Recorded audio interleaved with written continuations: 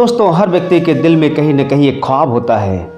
जीवन के किसी पड़ाव पर सफल होकर वो भी दुनिया के सामने खुद को पेश करना चाहता है। वो भी चाहता है दुनिया उसके संघर्ष और सफलता का लोहा माने, उसके भी सफलता की एक कहानी बने, लोग उसे भी सम्मान की नज़र से देखें और उसके जज्बे को सैल्यूट करें।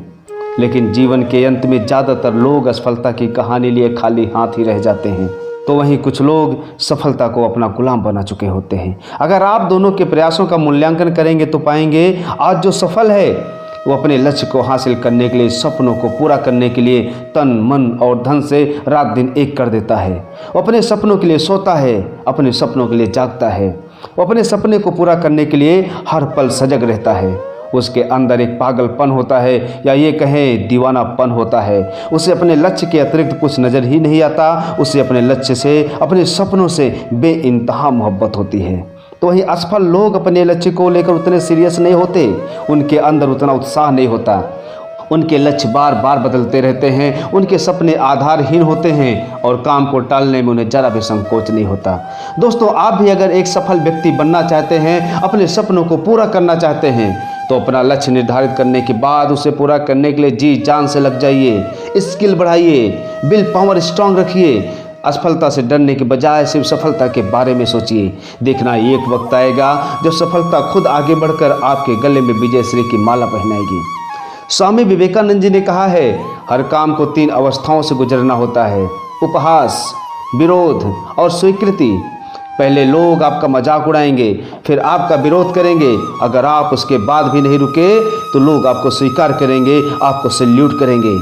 इसलिए उठो, जागो और जब तक लक्ष्य की प्राप्ति ना हो जाए तब तक मत रुको। याद रखना, जो भी आपको कमज़ोर बनाता है, शारीरिक रूप से, बौद्धिक रूप से या मानसिक रूप से, उसे जहर की तरह त्याग दो। याद रखिए, आपके लिए कुछ भी करना संभव है। खुद को निर्बल मानना सबसे बड़ा पाप है। याद रखिए, आपके लिए इस दुनिया में कुछ भी करना असंभव नहीं है।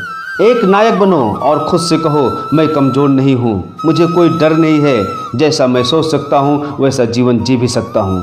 एक कहानी के माध्यम से और आसानी से समझने की कोशिश करते हैं। एक बार एक गुरुजी अपने शिष्यों को समझाना चाहते थे, ईश्वर सबको समान अवसर देता है और उस अवसर का इस्तेमाल करके अपना भाग्य आप स्वयं बना सकते हैं। इस बात को प्रमाण के साथ समझाने के लिए गुरुजी ने 3 कटोरे लिए। पहले कटोरे में एक आलू रखा, दूसरे कटोरे में अंडा और तीसरे कटोरे में चाय की पत्ती डाल दी। अब तीनों कटोरों में पानी डालकर चूल्हे पर उबलने के लिए रख दिया। सभी छात्र हैरान होकर ये सब देख रहे थे, लेकिन किसी को कुछ समझ में नहीं आ रहा था।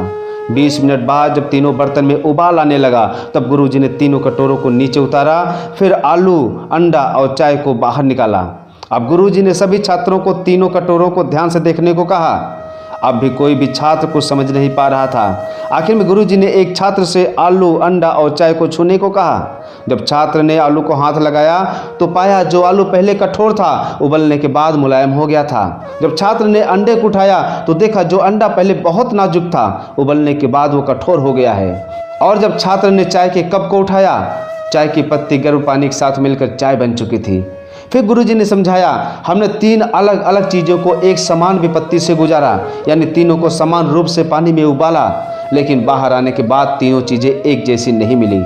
आलू जो कठोर था मुलायम हो गया, अंडा जो नाजुक था कठोर हो गया और चाय की पत्ती ने भी अपना रूप बदल लिया। सेम यही बातें इंसानों पर भी लागू होती हैं।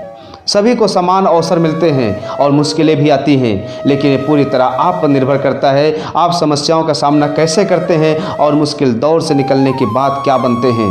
दोस्तों, अवसर सबके पास समान होते हैं। अब ये आपके ऊपर निर्भर करता है आप असफल होते हैं या उसे सफलता में बदल पाते हैं। आखिर में यही कहूँगा, अनुभव ही आपका सर्वोत्तम शिक्षक है। जब तक जीवन है सीखते रहो। जय हिंद।